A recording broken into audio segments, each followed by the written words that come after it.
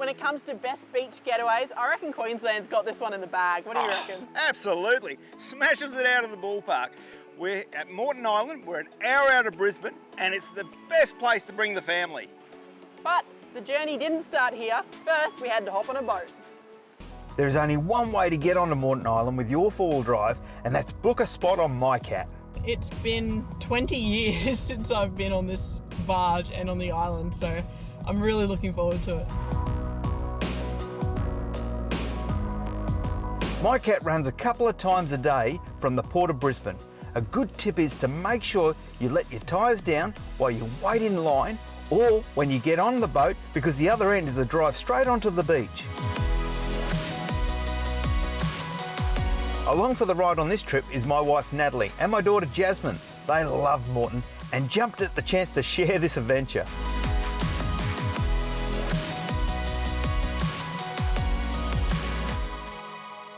Well Jess, here we are. I'm going off now and I'm going to head straight down towards the wrecks. Sounds great. I'm a little bit behind you.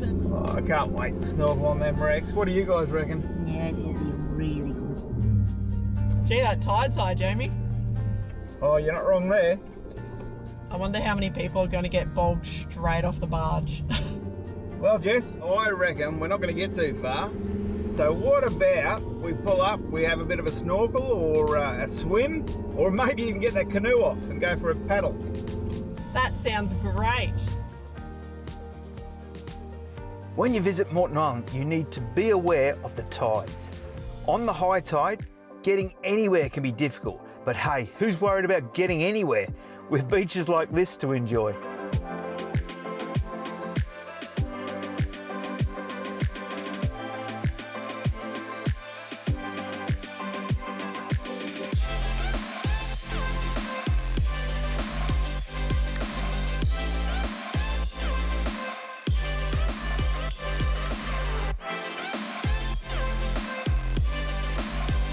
Joining us on this adventure is Callan from Club 4x4 and his family.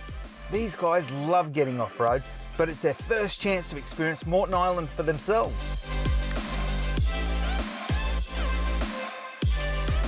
Morton Island is the perfect spot to bring your family for a great getaway.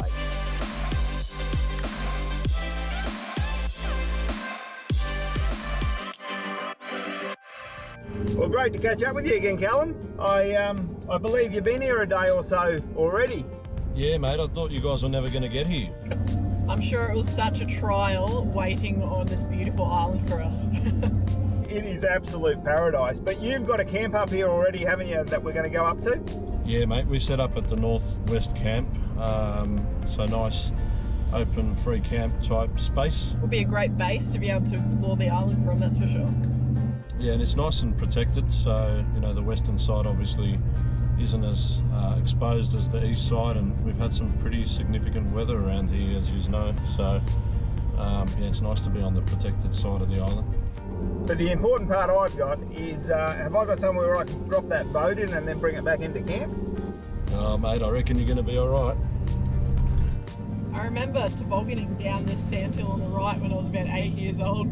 So on the exit, well, not so much the exit, we're going in, it's really, really soft. So you've got to make sure you give it a bit of mumbo jumbo, and in we go.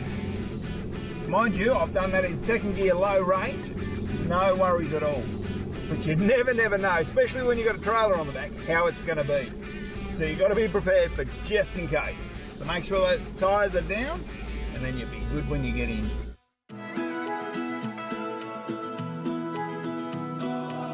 Callan's found us a great camp right on the beach, so it's time to set up the camper before we head north to explore some of those wrecks.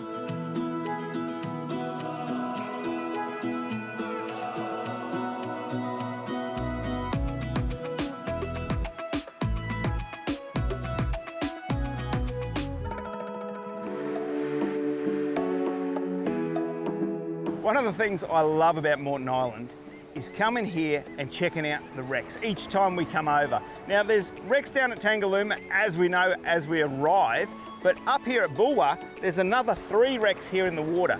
And this is where I brought my daughter for her first snorkeling around a wreck. And it was just in here. So it's just fantastic to come and check them out. And you must get over here sometime. Morton has a bunch of great inland tracks that will give your four-wheel drive a workout. We're heading to the lighthouse over on the northeast corner of the island. This is normally a fairly easy run, but thanks to a couple of recent weather events, there isn't much beach left and there is a bunch of water sitting around. That means we're stranded for now, waiting for the tide to drop enough to let us run down the beach. But hey, there's worse places to be stranded.